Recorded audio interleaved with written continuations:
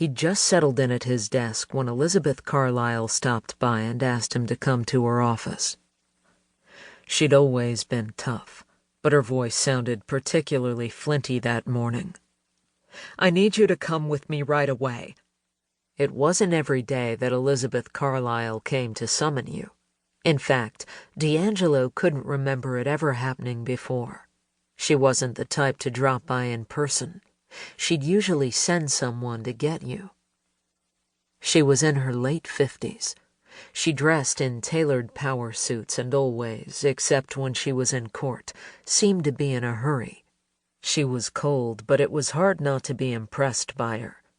D'Angelo studied her for a second and saw that she was stressed.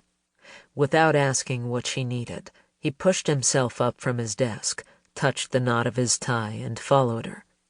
When they entered her office, D'Angelo observed Chris Cowley sitting on a chair in front of Ms. Carlyle's desk. D'Angelo didn't know him well. They'd never worked on anything together. Now D'Angelo looked at him as though for the first time. He was in his late 20s, but was still skinny, like a teenager. He had a full head of light brown hair, and his face appeared to only need occasional shaving. A petulant expression hung on his face, and for a moment it made D'Angelo think that he himself was about to be accused of some misdeed.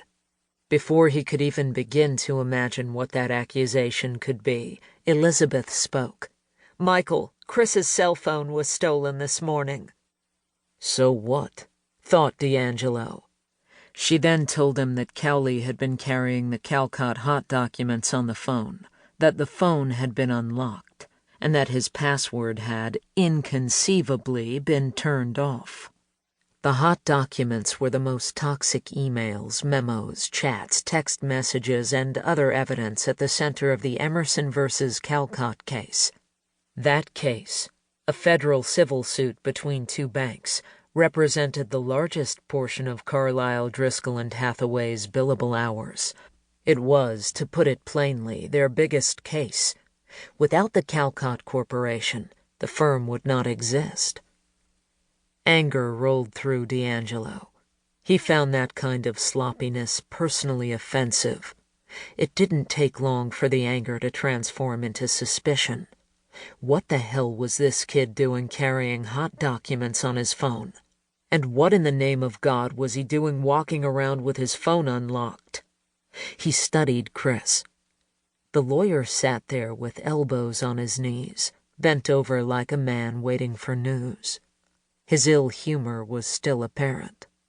D'Angelo was in the middle of wondering whether it was genuine or not, when Elizabeth asked if he could wipe the phone remotely. He thought about it. "Sure," he said, "if it's turned on and has a signal." "It's not on," said Chris. "It's off. Fuck!" He looked like he might cry. "I checked." Hoping for some kind of guidance, D'Angelo glanced toward Elizabeth Carlyle. He didn't have a particularly warm relationship with her.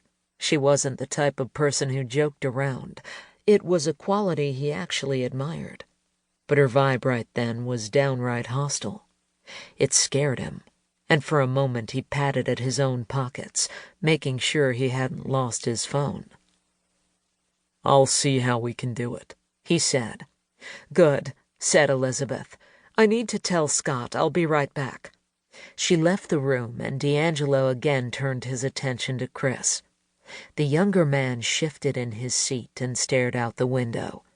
He kept shaking his head, a gesture D'Angelo interpreted as an attempt to express disbelief. "It's a company phone?" D'Angelo asked. "Yes."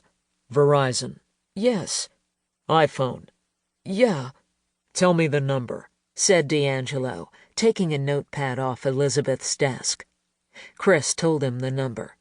After that, D'Angelo had him run through the basics of the incident. The thief had been Asian, maybe Chinese, mid-40s, wearing a black suit. Chris said that after he noticed his phone missing, he tried to chase the man to a downtown-bound 6 train, but he missed him. He said he was 90% sure the man had boarded the train. D'Angelo took out